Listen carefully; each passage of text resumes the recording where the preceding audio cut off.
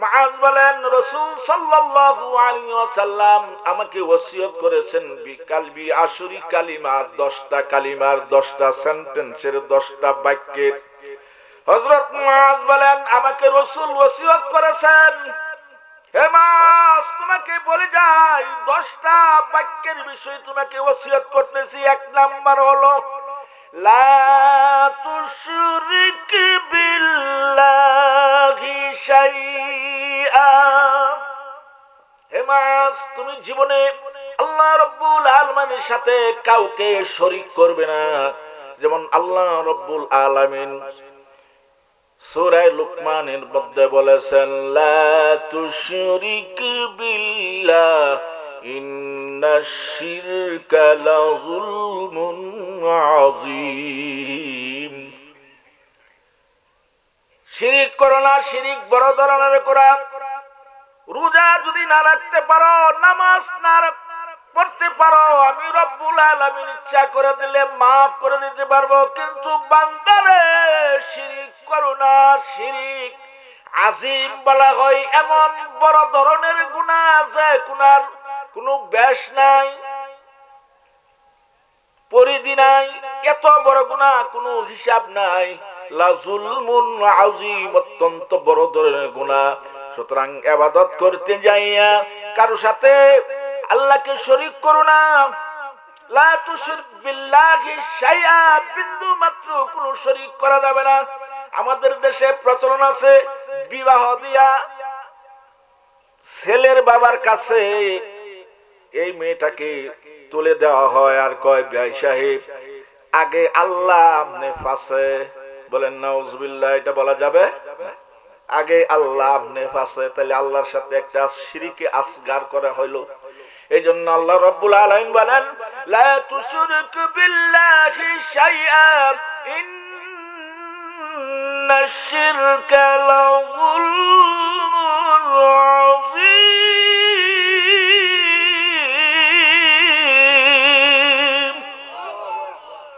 শিরিক করা যাবে না। হযরত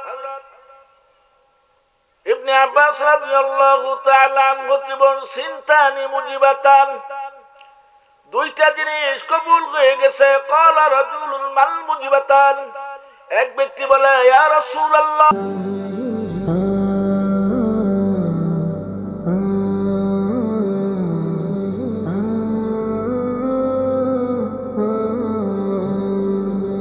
যারা বক্রপথে চলাফেরা করবে তাদের জায়গা হইল জাহান্নাম, আর যারা সোজা পথে চলাফেরা করবে তাদের জায়গা হলো জান্নাত। জান্নাতের পথটা দেখানোর জন্যই মূলত এই মাহফিলের আয়োজন।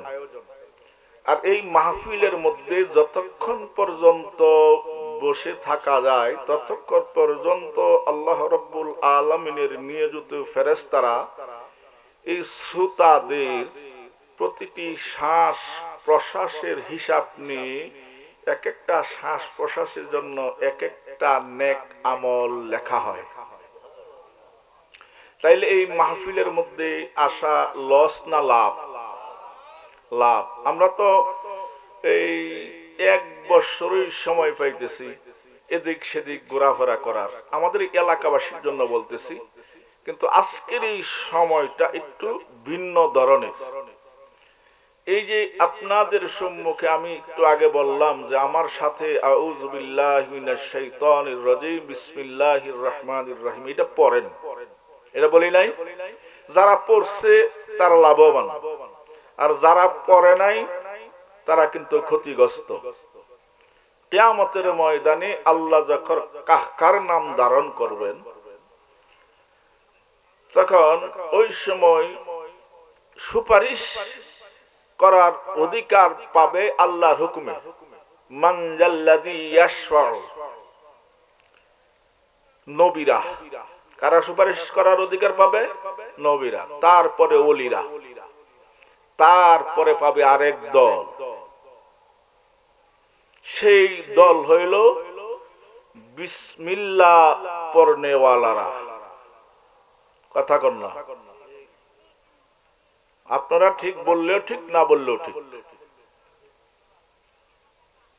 আল্লাহ রাব্বুল আলামিন যেদিন কাহার নাম ধারণ করবেন, আল্লাহর অর্ডারে সুপারিশ করবেন নবীরা, তারপরে ওলিগণ,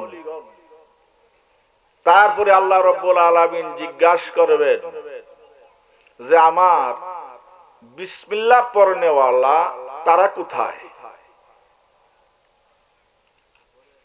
ইসলামের ঝান্ডা, ইসলামের পতাকা উড্ডয়ন করবেন সর্বপ্রথম আল্লাহর নবীগণ, তারপরে ওলিগণ, তারপরে বিসমিল্লাহর পাটিগণ। তা আল্লাহ রাব্বুল আলামিন জিজ্ঞাসা করবেন ওই বিসমিল্লাহর পাটিরা কই? ফেরেশতা কই? আল্লাহ জানে না কই? তখন ফেরেশতারা বলবে তারা ওই রোদের মধ্যে বিসমিল্লাহর ঝান্ডা উড়াইয়া উড়াইয়া ক্লান্ত হইয়া তোমার আরশে আজিমের ছায়ার তলে তারা বিশ্রাম নিতেছে।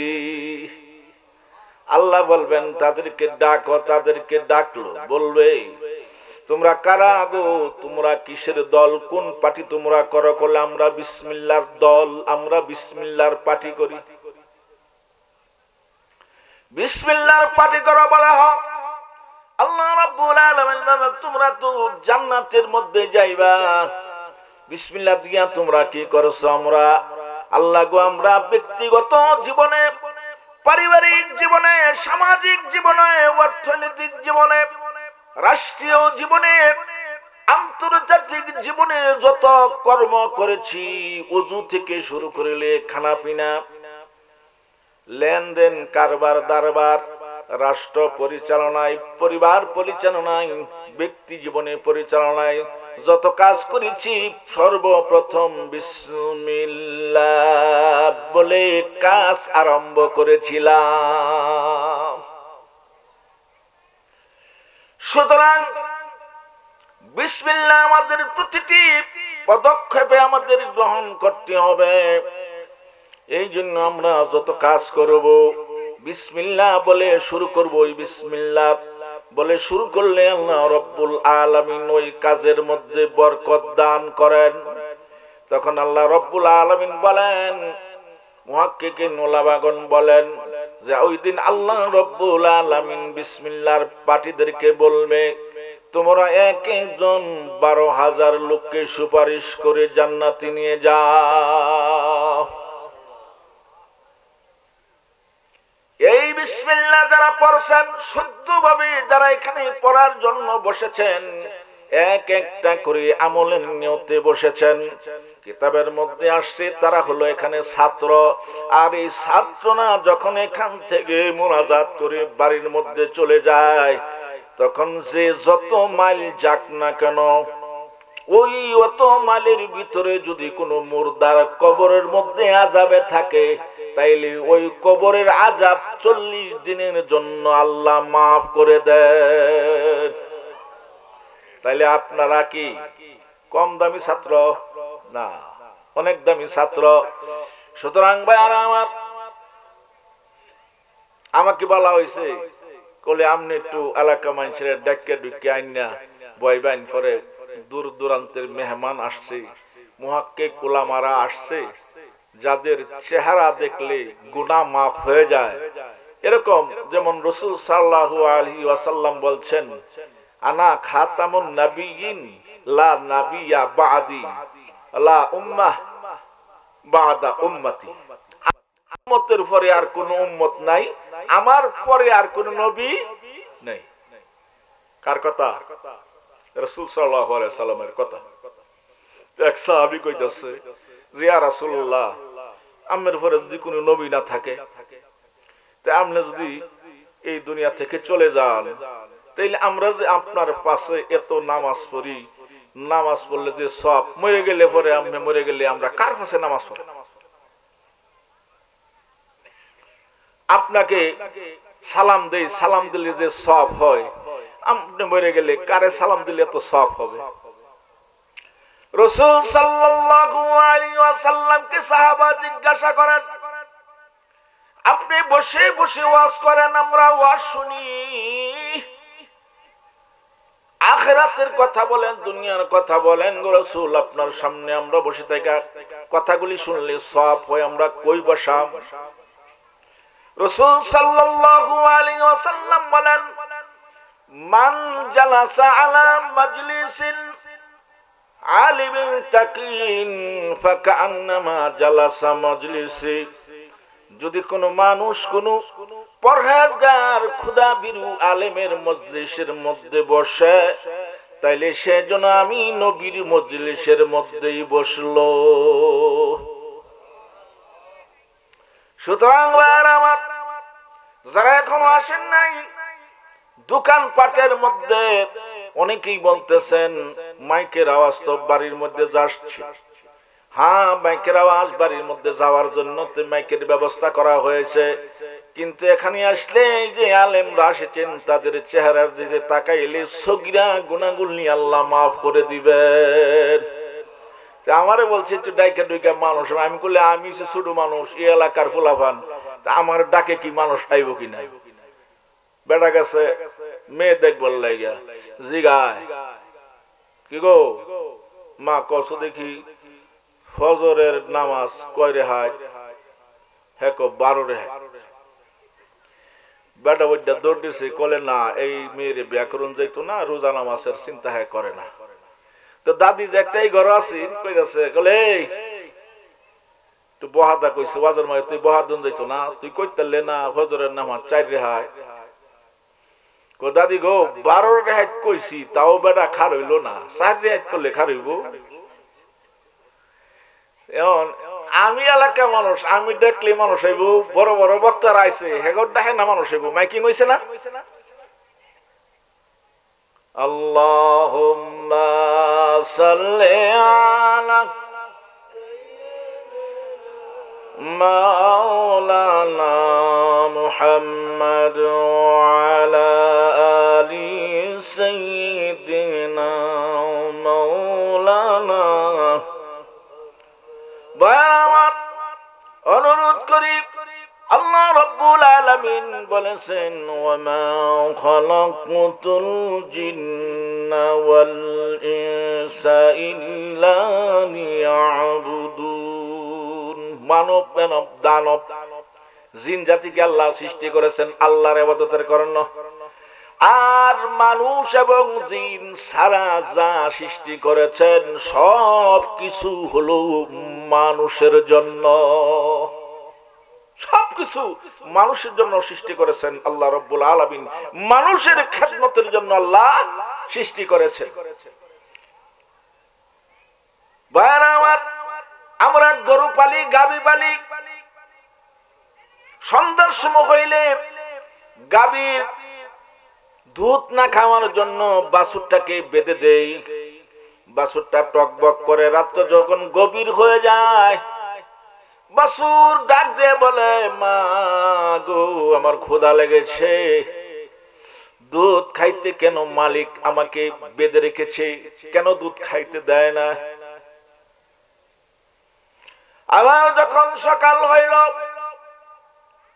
আবারও বাছুর বান্দা গিরস দুধ দোহায় না, ডাক দিয়ে বলে, মা চোখের পানি টকবক করে, মাগো এখনো কেন দুধ দেয় না? তুমি না বললা সকাল হইলে আমাকে খাবার দিবে, এখনো কেন খাবার দেয় না? কলে একটু সবুর করো, একটু পরেই দিবে। আবার যখন দুধ দোহানোর জন্য বাছুর ছেড়ে দেয়, কয়েকটা টান খাওয়ার পরে আবার বেঁধে দেয়। কথা ঠিক না ঠিক? সবটুকু খাইবার দেয় না। মাগো তুমি কে আমাকে ধোঁকা দিছ, মালিক না বলে দুধ খাইবার দিবে। এমন সময় ডাক দিয়া তাদের বাসায় তাদের কথা অনুযায়ী বাছুরকে মা বোঝায়, এরা আমার বাছাদর। আল্লাহ রাব্বুল আলামিন জিন এবং মানব জাতিকে সৃষ্টি করছে আল্লাহর ইবাদতের জন্য, আর তোমাকে আমাকে সৃষ্টি করেছে তাদের খেদমতের জন্য। সুতরাং ধৈর্য ধারণ করো, তাদের দুধ নিয়ে অতিরিক্ত যা থাকে তোমার কপালে তাই জুটবে। আমার এই জন্য আল্লাহ রাব্বুল আলামিনের ইবাদত করার জন্য আমরা এখানে বসেছি, এটা ইবাদত। এখান থেকে যদি আমরা একটা আমল করার উদ্দেশ্যে আমরা আজকে শেষ মোনাজাত করে বাড়িতে চলে যাই, যদি আপনার আমার হায়াত না থাকে তাইলে আজকের এই মাহফিল উসিলা কইরা কবর থেকে কিয়ামত পর্যন্ত আবাদুল আবাদ আপনার আমার জন্য শান্তি আর শান্তি।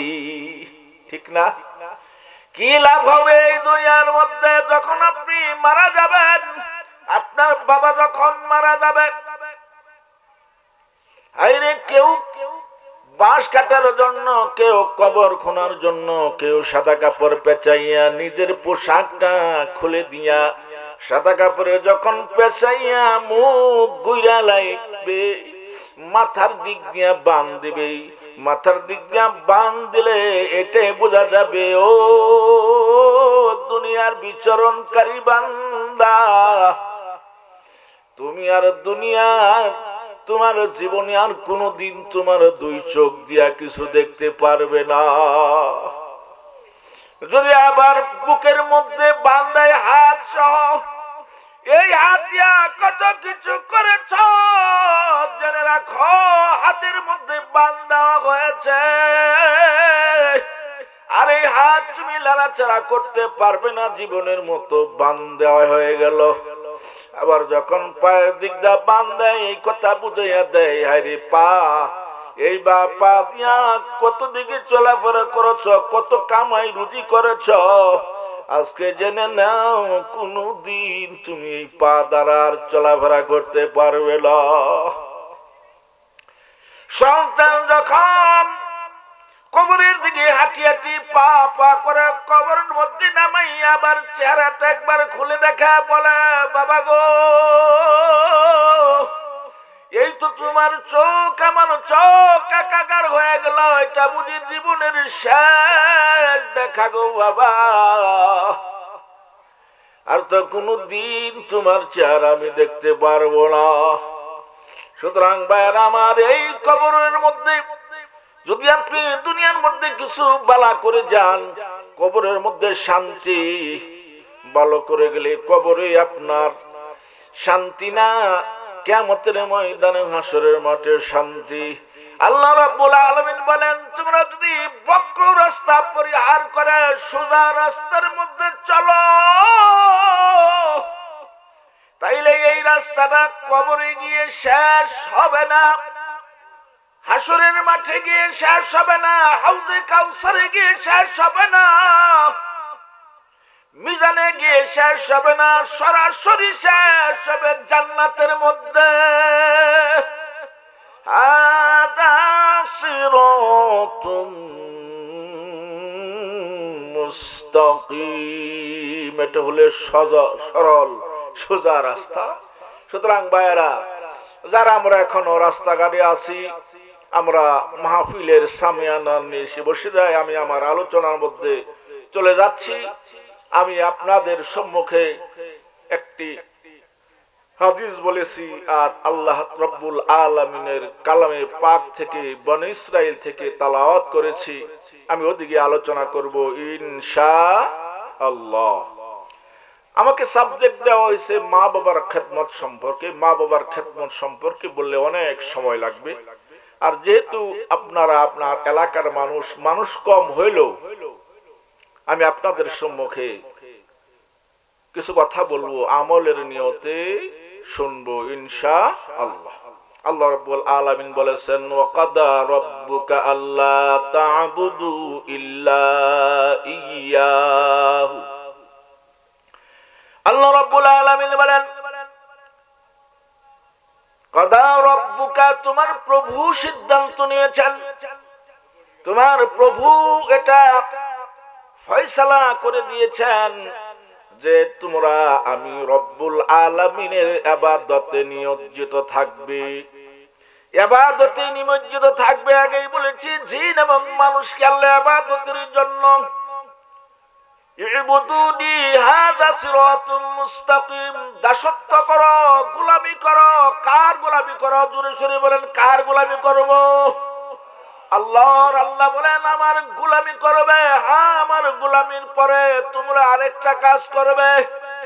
আল্লাহ জানেন মানুষগুলি একদিন না একদিন পরে বৃদ্ধ হয়ে যাবে, বুড়া হয়ে যাবে। আর বুড়া হয়ে গেলে, মা বাবা যদি বুড়া হয়ে যায়, ছোট্ট লোক এটার খেদমত করা যায়?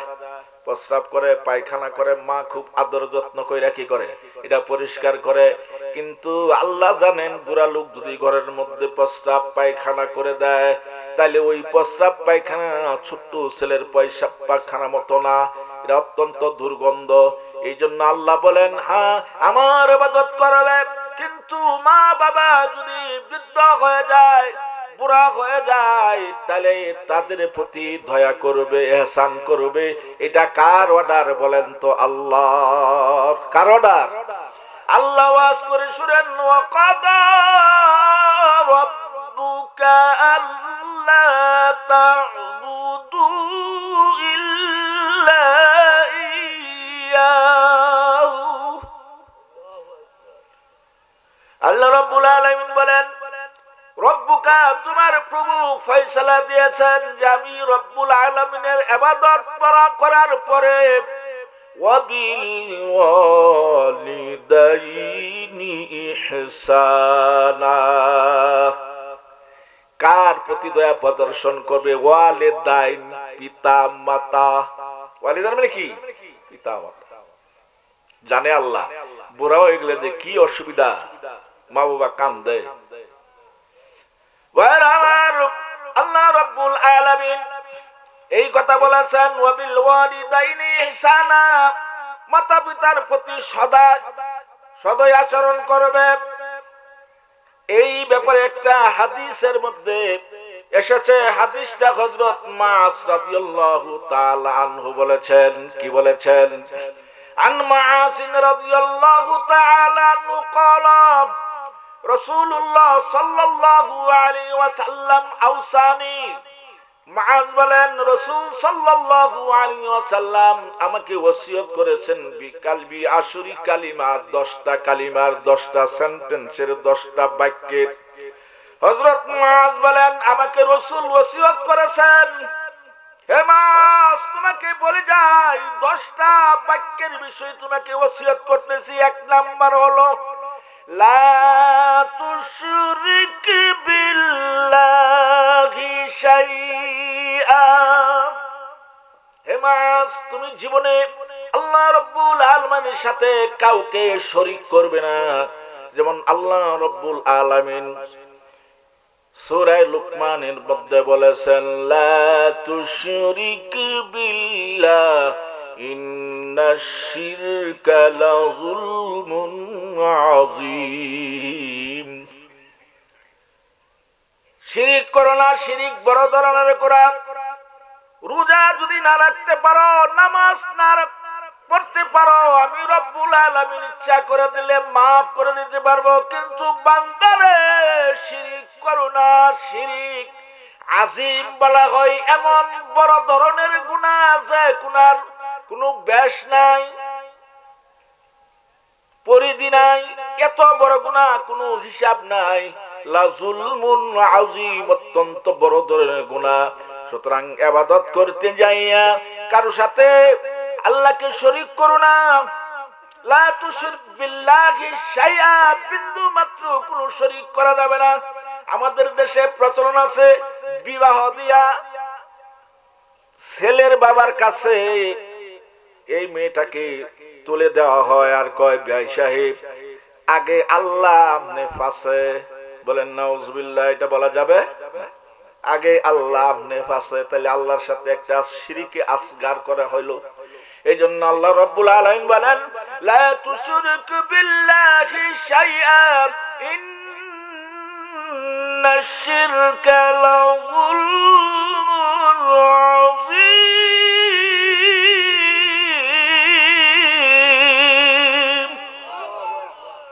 শিরিক করা যাবে না। হযরত ইবনে আব্বাস রাদিয়াল্লাহু তাআলা আনহু বলেন, সিনতানি মুজিবাতান, দুইটা জিনিস কবুল হয়ে গেছে। ক্বালা রাজুলুল মাল মুজিবাতান, এক ব্যক্তি বলে, ইয়া রাসূলুল্লাহ কবুলকৃত দুইটা জিনিস কি? রাসূল বলেছেন, মাম্মাতা আইশুরিক বিল্লাহি দাখালান নার, যে ব্যক্তি শিরিক অবস্থায় মারা যাবে ওই ব্যক্তি জাহান্নামের মধ্যে প্রবেশ করবে। ومن مات لا يشرك بالله شيئا আর যে ব্যক্তি মৃত্যুর সময় কোনো কিছুকে শরীক করে আল্লাহর সাথে শরীক করে মরে নাই দাখালাল জান্নাত সে জান্নাতে প্রবেশ করবে ওইটা জিনিস এটা হলো শিরকের কথা মাসকে 10টা কালিমার মধ্যে প্রথম কালিমা হলো তুমি শিরক করবে না ওয়া ইন কুতিলতা আও হুররিকতা যদি তোমাকে কতল করা হয় গলা কেটে দেওয়া হয় হত্যা করা হয় তারপরও শিরক করবে না আও হুররিকতা যদি আগুনের মধ্যে জ্বালিয়ে দেওয়া হয় কেউ যদি বলে তোমাকে আগুনে পুড়ে ফেলবো তোমাকে কতল করে ফেলবো হত্যা করব তোমার মাথাকে শরীর থেকে আলাদা করে দিব তুমি আল্লাহর সাথে শরীক করো তারপরেও তুমি আল্লাহর সাথে শরীক করবে না আল্লাহ রাসূল হযরত মাসকে বলতেছেন আমি এখানে শর্ট করলাম 2 নম্বর হলো আজকের এই মাহফিলের মুখ্য বিষয় ওয়ালা তাউক্কানা ওয়ালিদাতিকা তোমার মাতা পিতার অবাধ্য হবে না 2 নাম্বার পয়েন্ট 2 নাম্বার কালিমা সেন্টেন্স হলো তোমার মাতা পিতার অবাধ্য তুমি হবে না ওয়া ইন আমারাকা তাখরুজা মিন আহলিকা ওয়া মালিক হে মাস তোমার বাবা তোমার মা যদি আদেশ দেয় হে আমার মাস তুমি আমার তোমার পরিবার থেকে আমার কাছ থেকে তুমি সরে চলে যাও অন্য কোথাও চলে যাও আমার বাড়ির মধ্যে তোমার জায়গা নাই আমি তোমাকে এক গুন্ডা জমিও দিব না ওয়া ইন আমারাকা আন তাখরুজা মিন আহলিকা ওয়া মালিকা আমি তোমাকে তেজ্য পুত্র করলাম এক গুন্ডা এক আদাত জমিও তোমাকে দিব না তথাপি মা বাবার অবাধ্য হওয়া যাবে এটা আমার কথা বানাইলা কথা না হাদিস সুতরাং আমার সন্তান যখন একটু বড় হয় মা বাবা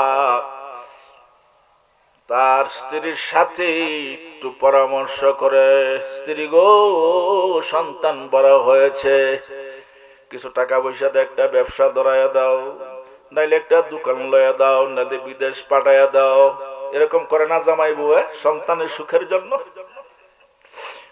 আমার রাসূল কেন বলেছেন মা বাবার অবাধ্য হওয়া যাবে না কারণ কি আল্লাহ রাব্বুল আলামিন বলেছেন إما يبلغن عندك الكبر أحدهما أو كلاهما فلا تقل لهما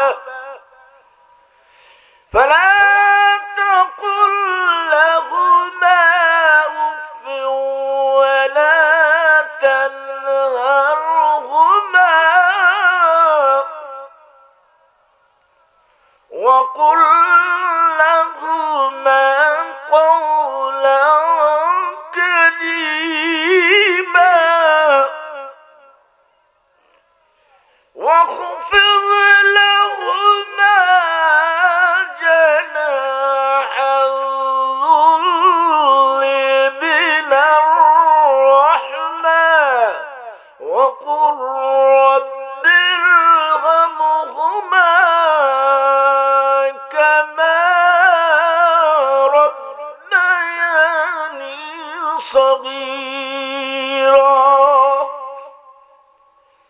মা বাবা যদি একজন থাকে একজনের জন্য তুমি সদাচরণকারী হয়ে যাও কেলাহুমা উভয়জন যদি জীবিত থাকে উভয়জনের জন্য তুমি কি করো তাদের সাথে রহমতের ডানা মিশিয়ে দাও রহমতের ডানা বিছিয়ে দাও ভালো ভালো নরম নরম কথা বলো যাতে তারা ওয়ালা তাকুল লাহুমা উফ ওয়ালা তানহারহুমা তাদেরকে ধমক দিয়ে কথা বলবে না আমরা অনেক সময় রাগ করি, ধমক দিয়ে কথা বলি, কিন্তু এটা উচিত নয়। মা বাবার যদি সম্পদের দরকার লাগে, সন্তানের উপর তার সম্পদের ব্যবস্থা করে দেওয়া। অনেক মা বাবা গরিব হয়ে যায়, সন্তান বড় লোক হয়ে যায়, ভালো ভালো চাকরি করে, কিন্তু দেখা যায় মা বাবা শীতের কারণে, কনকনা শীতের কারণে তারা একদম জোর সরু হয়ে যায়। আর বাবা মা সন্তানের হাতের দিকে তাকাইয়া থাকে, কিন্তু মুখ ফুটে কথা বলে না, সন্তানের টাকা পয়সা নষ্ট হয়ে যাবে। আছেন এরকম মা বাবা, অথচ তুমি যখন ছোট ছিলা বহু দূর গেছে তোমার বাবা, হেঁটে হেঁটে পা করে হেঁটে হেঁটে গেছে। রিস্কায় উঠলে তোমার পয়সা শেষ হয়ে যাবে, তোমার কেমনে আয় হবে? এটার জন্য নিজে মজা না খাইয়া, নিজে রিস্কার মধ্যে না সইরা তোমার জন্য টুবলা নিয়ে আসছে। কথা কন্যা কে? এবার আমার এই জন্য আল্লাহ রাব্বুল আলামিন এটা অর্ডার দিয়ে গেছেন, তার কালামে কারিমের মধ্যে ব্যথা দেওয়া যাবে না, উফ নামক শব্দ বলবে এরকম কথাও বলা যাবে না। তবে হ্যাঁ, তুমি তোমার মা বাবা যদি মারা যায়, অসন্তুষ্ট অবস্থায় যদি মারা যায়, রাসূল সাল্লাল্লাহু আলাইহি ওয়াসাল্লামকে প্রশ্ন করা হয়েছে সন্তানের জন্য মা বাবার উপর সন্তানের হক কি? রাসূল বলেছেন তারা হলো তোমার জাহান্নাম এবং জান্নাত। হুমা নারুকা ওয়া জান্নাতুকা, তারা হলো তোমার জাহান্নাম এবং জান্নাত। অর্থাৎ তারা যদি সন্তুষ্ট থাকে তোমার প্রতি, রাদাল্লাহি রাদার রব, রব্বুল আলামিন বলেছেন রেদাল ওয়ালিদাইনি রেদার রব, এরকম হাদিসটা। অর্থাৎ তোমার মা বাবা যদি তোমার প্রতি সন্তুষ্ট থাকে, তাইলে আল্লাহ রব্বুল আলামিনও তোমার প্রতি সন্তুষ্ট। আর আল্লাহ রব্বুল আলামিন যদি সন্তুষ্ট হয়ে যায়, তোমার জায়গা হবে জান্নাতে।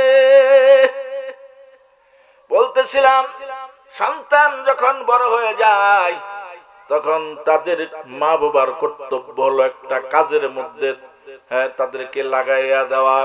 হযরতে আল্লামা শিবলি নুমানী রাহমাতুল্লাহ আলাইহি, আল্লাহর বড় ওলি,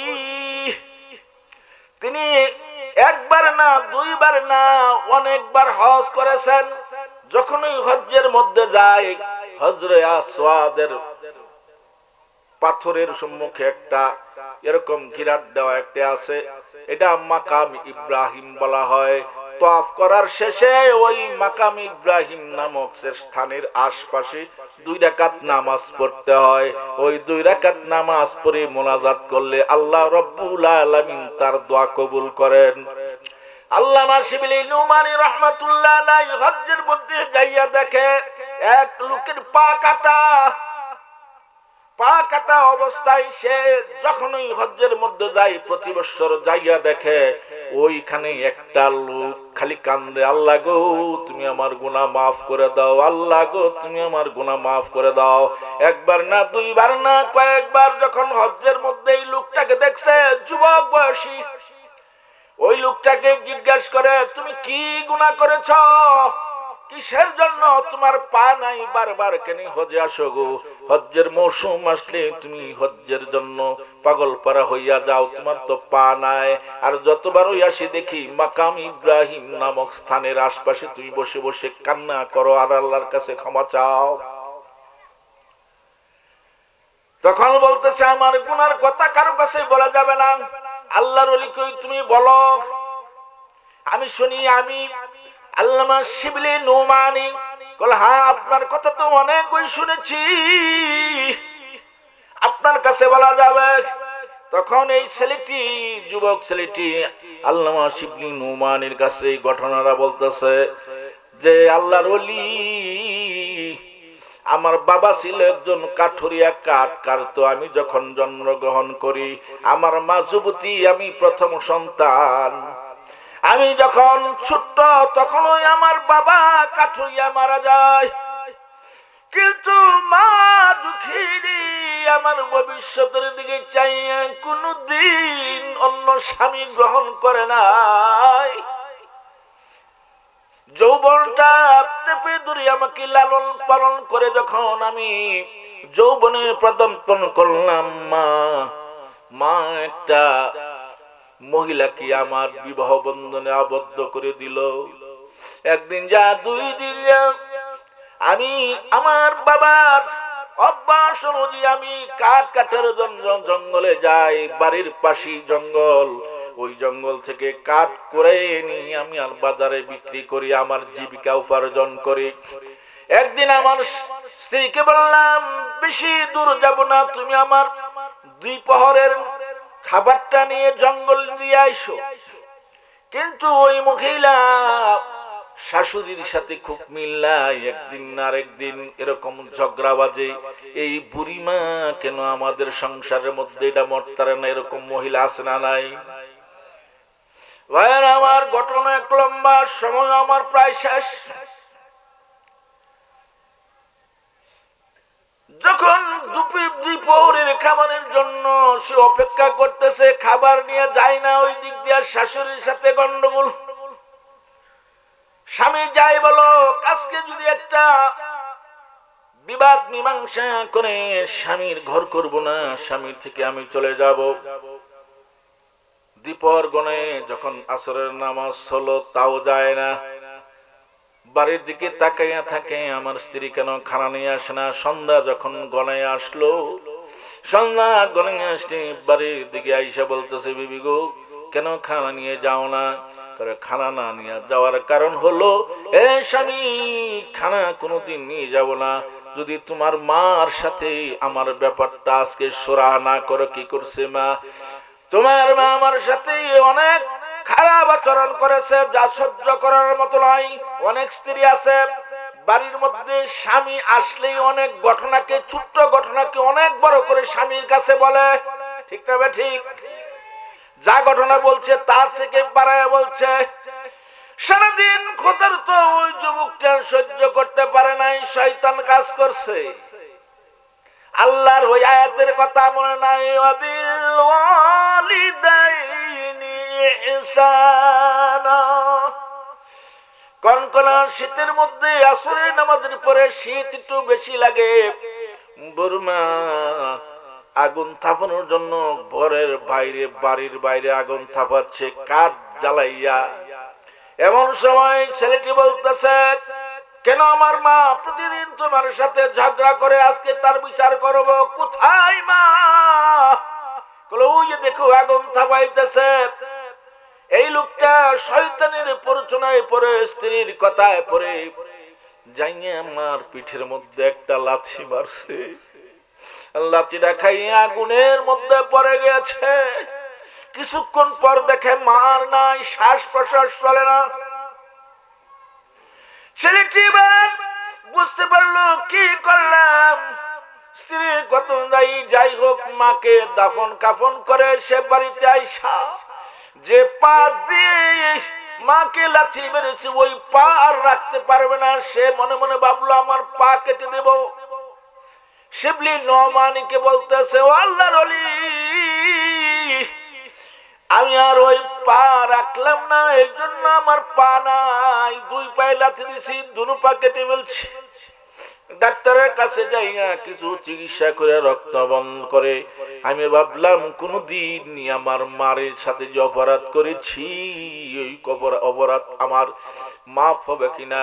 এই জন্য জেনেছি মাকাম ইব্রাহিম নামক এই জায়গার মধ্যে যদি দোয়া করা হয় আল্লাহর কাছে, দোয়া করলে আল্লাহ কবুল করে।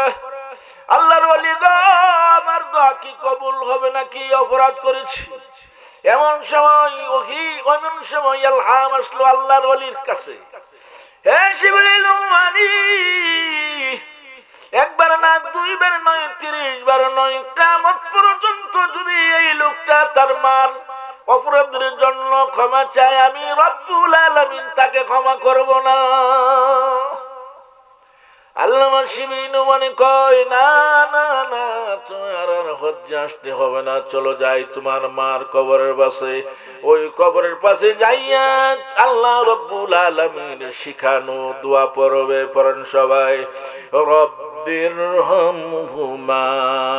কামা ربياني صغيرا رب ارحمهما كما ربياني صغيرا برابر আল্লাহ রাব্বুল আলামিনের হাবিবের কাছে একলুজ যাইয়া বলতেছে, হে নবী, আপনি না বলেছেন আপনি শেষ নবী, আপনার পরে কোনো নবী নাই, কোনো উম্মত নাই। বদরের মধ্যে, উহুদের মধ্যে যুদ্ধ হইলে আপনার সাথে যুদ্ধে গেলে জিহাদের সওয়াব পাওয়া যাবে। আপনি যদি মরে যান তাইলে আমরা কার কাছে যুদ্ধ করব? রাসূল সাল্লাল্লাহু আলাইহি ওয়াসাল্লাম বলেছেন, তোমার মা বাবা জীবিত আছে? কলে হ্যাঁ আছে। যাও, জিহাদ করতে লাগবে না, তুমি যাও তোমার মা বাবার খেদমত করো। হালাল পন্থায় যদি মা বাবা স্ত্রী পুত্রের জন্য কামাই করে লুকমা খাওয়াইতে পারো, এক একটা লুকমা খায়া যদি তারা আলহামদুলিল্লাহ বলে, তারা যদি রাজি খুশি হয়ে যায়, তাহলে বদর উহুদ যুদ্ধের মধ্যে আমি নবীর সাথে যে জিহাদ করলে যে সওয়াব হবে, ওই প্রতি লুকমায় ওই সওয়াব তোমার আমলনামায় দেওয়া হবে। কই যাও, কই দরবার মা ভাত হইয়া পীরের কাছে যাও, কাম হবে না। আগে মাকে খুশি করো, বাবাকে খুশি করো, তারপরে পীরের দরবারে যাও। এই কথা কন না কে? আগে মা বাবা ঠিক করো। ইবদা বিমান তাউলু, দান করো তোমার পরিবার পরিজনকে, অতিরিক্ত থাকলে তারপরে পড়শিকে, তারপরে অতিরিক্ত থাকলে অন্য দেশে অন্য গ্রামে। আগে তাদের হাসি ফুটাও, তাদেরকে ইবাদতের ব্যবস্থা করে দাও। কিতাবের মধ্যে আসছে এক ব্যক্তির মা নাই, বাবাও নাই। মা নাই, কার খেদমত করবে? কিতাবের মধ্যে আসছে ওই ব্যক্তির মা নাই, বাবা নাই, ওই ব্যক্তি যদি এশার নামাজ পড়ে, যাই নামাজতে আর উঠে নাই, ফজর পর্যন্ত একের পর এক সেজদা দেয়, একের পর এক সেজদা দিতেছে। আসসালাতু খায়রুম মিনান নাওম, ফজর পর্যন্ত খালি সেজদা দেয়, আর কোন অন্যদিকে খেয়াল নাই। ওই ব্যক্তিটা জীবন ভর এরকম ভাবে সেজদা দিয়েছে। এই সেজদা দেওয়ার কারণে যত রঙের ইবাদত আছে সব ইবাদত তার জন্য জমা হয়ে আল্লাহর ওলি হয়ে গেছে। বলে যেরকম ওলি আরেক ব্যক্তির মা বাবা আছে, কি আছে? মা বাবা আছে। ওই ব্যক্তি মা বাবার আহার জোগাড় করার জন্য তার কোনো ব্যবস্থা নাই। সকালবেলা ছিঁড়া একটা চট রাস্তার কাছে বিছাইয়া মানুষের জুতা পরিষ্কার কইরা হালাল ভাবে রুজি কামাই কইরা মা বাবাকে খাওয়াইলে ওই ব্যক্তি ওই সারা রাত্র নামাজ পড়ার যেরকম ওলি, ওই ব্যক্তি সাদা ছিঁড়া চটের মধ্যে বৈশা এরকম ওলি কামেলিত্ব সে কামাই করতে পারবে। মা বাবার গুরুত্ব। হযরতে মাআস রাদিয়াল্লাহু তাআলা কে ৩ নাম্বার ওসিয়ত করতেছেন।